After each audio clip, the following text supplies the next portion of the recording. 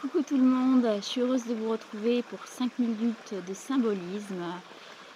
Je vais faire ces vidéos parce que très brèves pour vous expliquer un petit peu ma vision des choses sur certaines arcanes et surtout face à des questionnements auxquels les gens lorsqu'ils viennent me voir, se posent et auxquels je tente de répondre.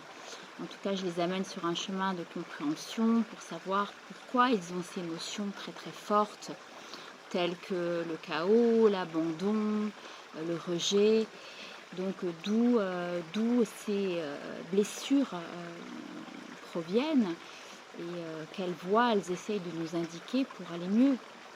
Parce que c'est le but avec la symbolique du tarot de Marseille, qui est justement ce fameux outil qui va nous permettre de faire parler notre inconscient et puis de nous amener des pistes de réflexion sur des interrogations sur lesquelles forcément on ne revient pas toujours sur soi.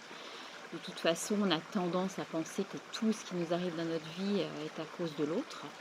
Et s'il ne fait pas beau, c'est à cause des gens qui n'ont pas fait attention à la planète.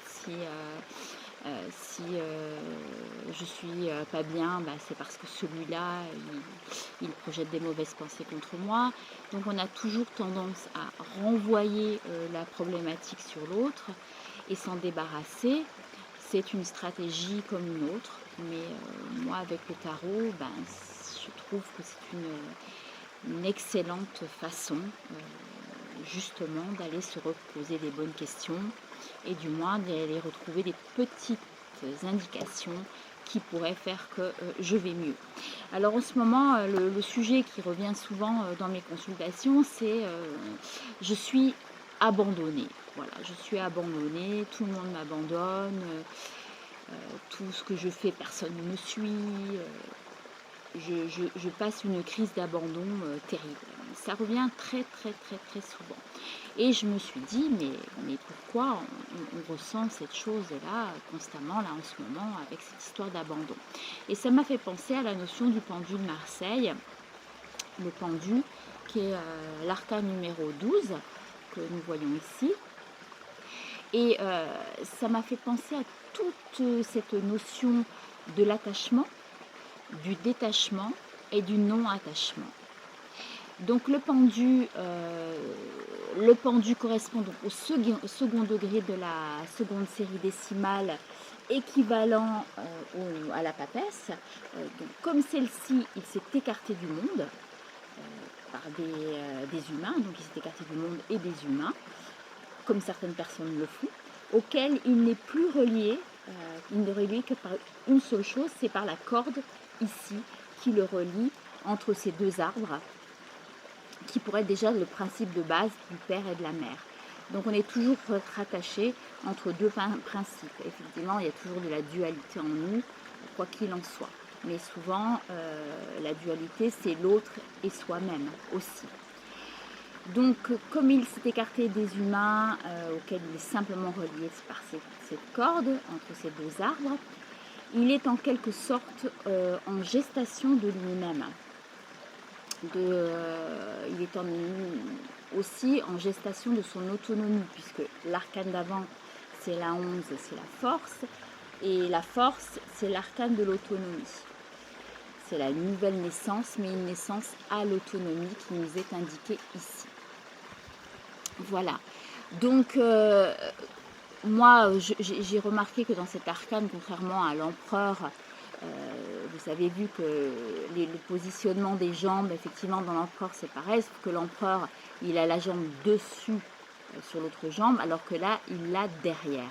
Pourquoi? Parce qu'il se sert de cette jambe pour s'immobiliser encore plus. Dans notre vie, quand on rencontre une difficulté, au lieu de la dépasser, on va avoir tendance à rester immobile, à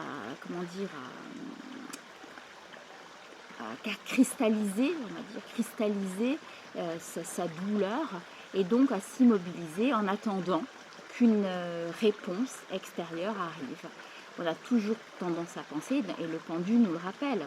Le pendu, il dit est-ce que je suis réellement pendu? On n'a pas l'impression que ce personnage est en souffrance par rapport à sa pendaison, mais qu'il s'est lui-même pendu et qu'en tout cas, il s'immobilise dans l'attente, évidemment, que quelqu'un vienne le détacher, sauf qu'il n'y a que lui qui peut couper ses liens. Donc, effectivement, l'intellect, là, on voit bien que l'intellect, il est mis, il y a de pure épreuve, hein, puisque la tête est par en bas. Et donc, le rationnel cesse de dominer la conduite.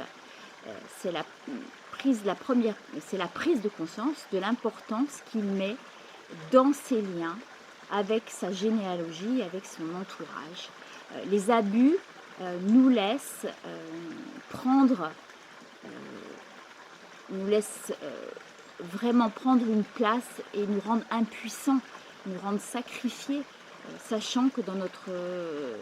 peut-être que nous cachons, comme ce pendu, derrière nous, puisqu'il a les mains derrière le dos, des secrets qui sont cachés, des secrets qui sont peut-être des abus, des abus peut-être de confiance qu'ont eu les gens, qu'on a laissé les gens avoir dans notre vie. Donc on a eu des abus de confiance, et ce qui nous amène évidemment à cette mise à bas. Donc peut-être qu'on cache aussi quelque chose de honteux, on ne sait pas, derrière ce dos. En tout cas, on se sent coupable dans ce pendu, on se sent coupable de crimes imaginaires et du châtiment que l'on doit s'imposer, et c'est-à-dire en premier lieu l'abandon. Donc si les autres m'abandonnent, ben, je vais m'abandonner moi-même. Et cette notion d'abandon chez le pendu est très nette, c'est qu'il ne s'habite même plus, quoi. Il s'est abandonné.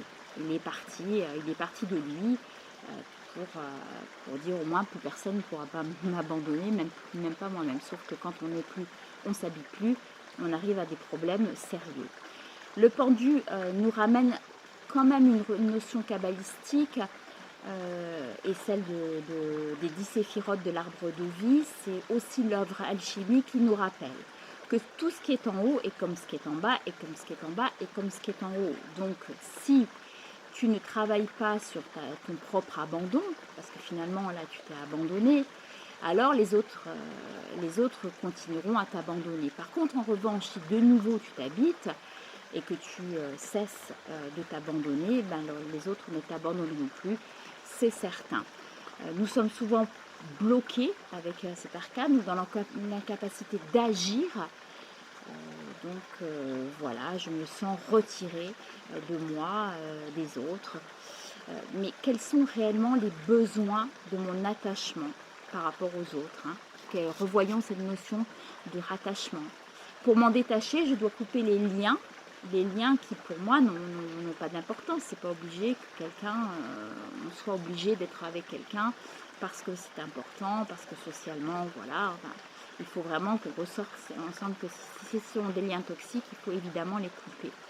Ce qui m'unit à la conscience et à la connaissance de moi. Je n'habite plus mon corps, mais je pars à la chasse de mon action dans la non-action. Et petit à petit, je me défais de tous ces liens qui m'attachaient encore. J'emprunte le chemin vers l'autre, dans lequel je me glisse vers le haut, pour être enfin libre d'être moi-même, en confiance. Voilà, je vous souhaite une agréable journée. Prenez soin de vous car c'est important, et prenez bien conscience de la leçon du pendu. Je vous embrasse. Portez-vous bien.